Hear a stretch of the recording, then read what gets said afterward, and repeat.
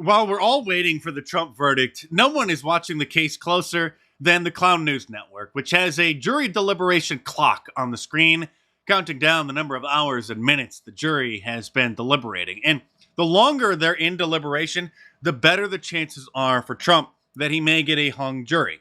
Pretty unlikely that he'll get an acquittal, so the best that we could pray for, and a significant chance that it may happen, is a holdout juror, or maybe two, who aren't going along with this scam. Of course, we could get a decision today or tomorrow, but if they come back and say that they're a hung jury, the odds are that the judge is initially going to reject that decision and send them back to the deliberation room. So they could be there all weekend or even into next week as they try to pressure the one possible or maybe even several holdouts into going along with the scam. Despite all the propaganda and all the gaslighting for the last 8 years about how Donald Trump is an obvious criminal and a mafia boss and he's going to prison, everybody knows that these cases, particularly this case, after hearing the imaginary supposed evidence, is weak. Look, I think that it's very likely this is the only trial that we are going to get before Election Day.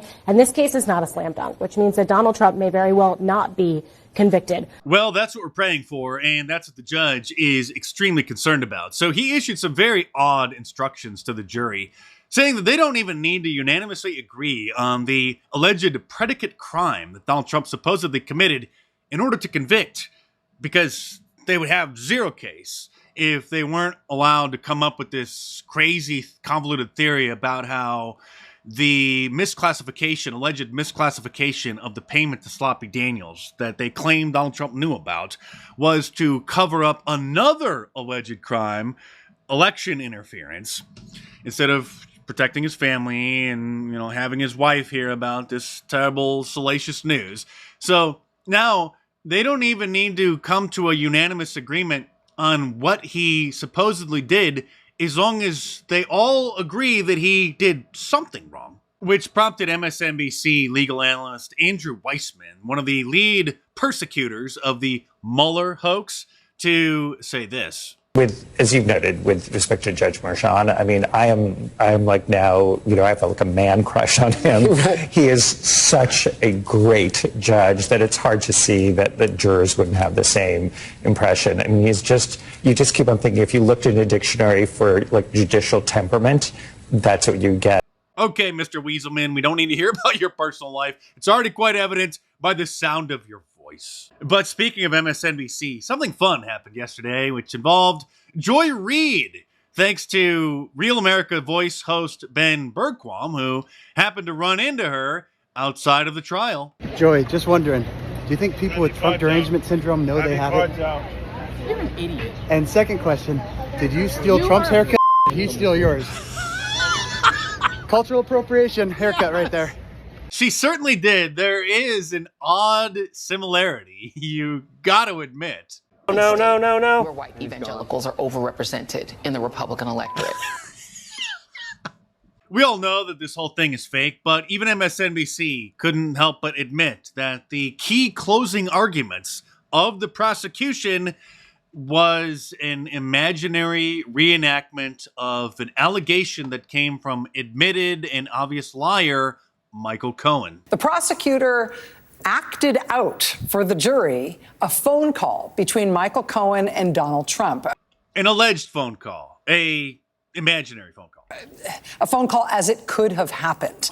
This is an important phone call because the defense had sort of hung a big part of its case on the idea that Michael Cohen, was lying about a phone call that he said he had with Donald Trump about Stormy Daniels.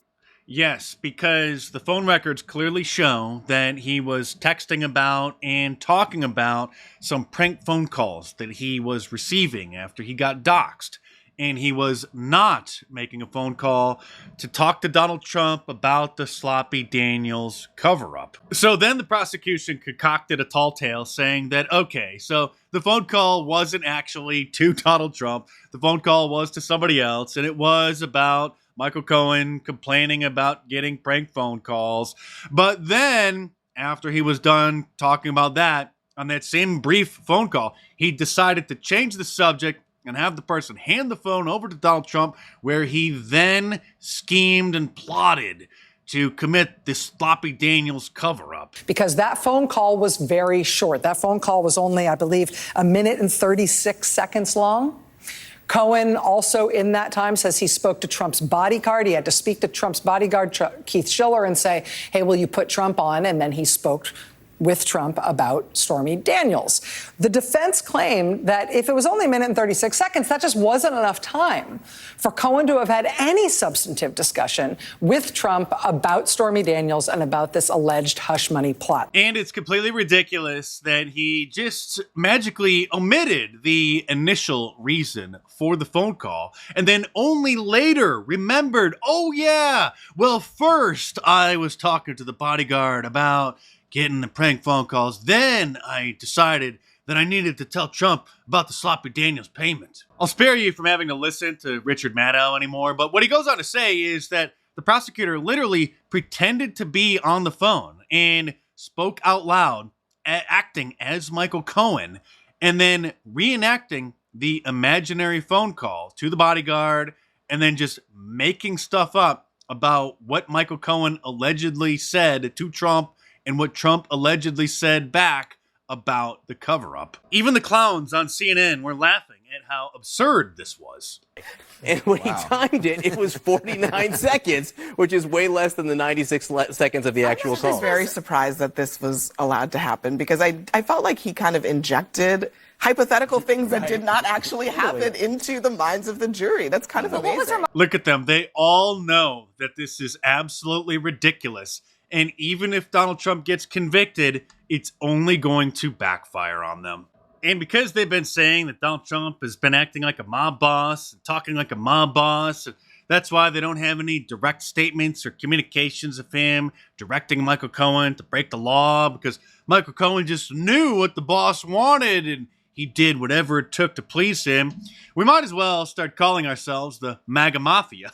And of course, I have a new MAGA Mafia shirt. Official member since 2016. Available from my online store at markdice.com, or click the link in the description below. And if you heard the uproar over Justice Alito flying an American flag upside down at his house after the 2020 election, which is just a symbol of America being in distress, and then another flag being photographed at his vacation home, the An Appeal to Heaven flag, then you may be interested in an Appeal to Heaven shirt, which also is available at markdice.com, or click the link in the description below and check them out.